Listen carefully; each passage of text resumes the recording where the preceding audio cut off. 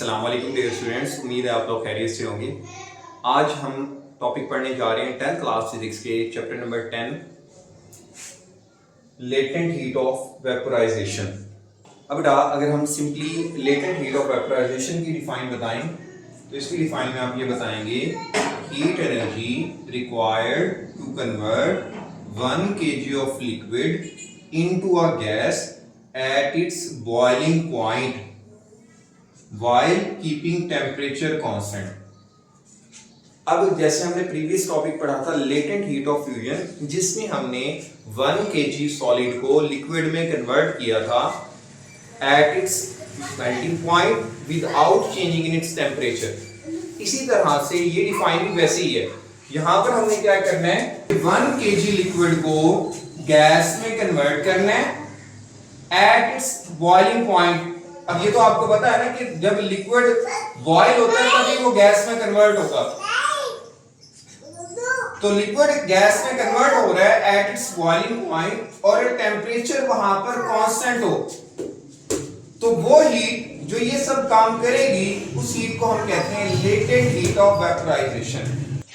तो सादा अल्फाज में अगर हम इसको डिफाइन करें तो लेटेंट हीट ऑफ वेपोराइजेशन वो हीट है जो 1 kg लिक्विड को गैस में कन्वर्ट करती है एट इट्स बॉइलिंग पॉइंट, जब वो लिक्विड बॉयल होगा, without changing in its temperature, और टेम्परेचर वहां चेंज ना हो, टेम्परेचर कांस्टेंट हो, तो उस हीट को हम लेटेंट हीट ऑफ वेपोराइजेशन कहते हैं।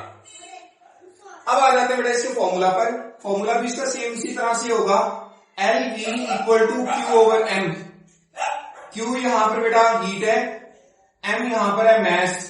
हीट को मैस से डिवाइड करेंगे तो हमें LV मिलेगा। LV means latent heat of vaporisation, और इसका ऐसे यूनिट भी यही होगा। हीट का यूनिट होता है जाउल, मैस का किलोग्राम, तो ऐसे यूनिट होगा जाउल पर किलोग्राम। अब इसी बात को अगर हम एक्सप्लेन करें कि जब लिक्विड बॉयल होता है हीट के एब्जॉर्ब करने पर, तो वो लिक्विड गैस में कन्वर्ट हो रहा है और उस दौरान टेम्परेचर में इंक्रीज नहीं होगा। अब टेम्परेचर में इंक्रीज नहीं हुआ तो वो हीट कहां चलेगी जिसने लिक्विड को गैस में कन्वर्ट किया। तो आगे आपने ये बात बतानी है कि वो हीट यूज होती है to break strong bond between liquid molecules. वो हीट जो लिक्विड को गैस में कन्वर्ट कर रही है उसका काम ये होता है कि उसने बॉन्ड को ब्रेक करना है लिक्विड मॉलिक्यूल्स के दरमियान। यहां पर वो हीट इस्तेमाल हो जाएगी, और जैसे लिक्विड मॉलिक्यूल्स के दरमियान बॉन्ड ब्रेक होगा, allow them to escape as gas, तो वो हीट उस लिक्विड को गैस में कन्वर्ट कर देगी और वो गैस एस्केप हो जाएगी, वहां से निकल जाएगी। और इस दौरान टेम्परेचर कांस्टेंट है और सारा लिक्विड जब तक इवेपोरेट नहीं होगा तब तक ये प्रोसेस होता रहेगा, सारे लिक्विड का गैस में कन्वर्ट होना है। तो इसी हीट को हम कहते हैं लेटेंट हीट ऑफ वेपोराइजेशन। अब एग्जांपल में बेटा आप ये बताएंगे 1 kg अगर वाटर होगा, 1 kg वाटर को अगर गैस में कन्वर्ट करना है तो उसके लिए जो लेटेंट हीट ऑफ वेपोराइजेशन चाहिए वो होगी 2.26 10⁶ जूल पर किलोग्राम। अब इसी बात को अगर हम एक्सपेरिमेंट में ग्राफ के जरिए एक्सप्लेन करें तो ग्राफ आपने सेम वैसे ही बनाना है जो पिछले टॉपिक में हमने पढ़ा है कि आप एक्स एक्सिस पर लेंगे टाइम को, वाई एक्सिस पर आप लेंगे टेम्परेचर को। टाइम आपने लेना है मिनट्स में, टेम्परेचर आप लेंगे सेल्सियस में। टाइम स्टार्ट हो रहा है 0 से 1 2 4 6 8 10 मिनट तक।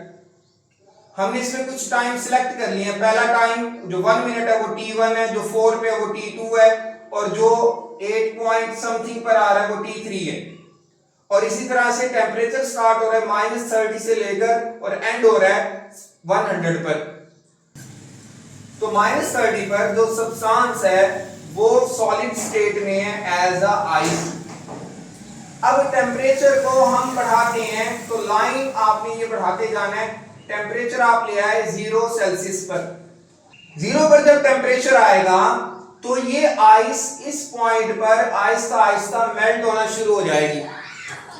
जब आइस बेटा मेल्ट होना शुरू होगी 0 पर, तो आपने टेम्परेचर को कांस्टेंट रखते हुए यहां पर कुछ टाइम के लिए हीट देते रहना है। टेम्परेचर आपने 0 ही रखना है।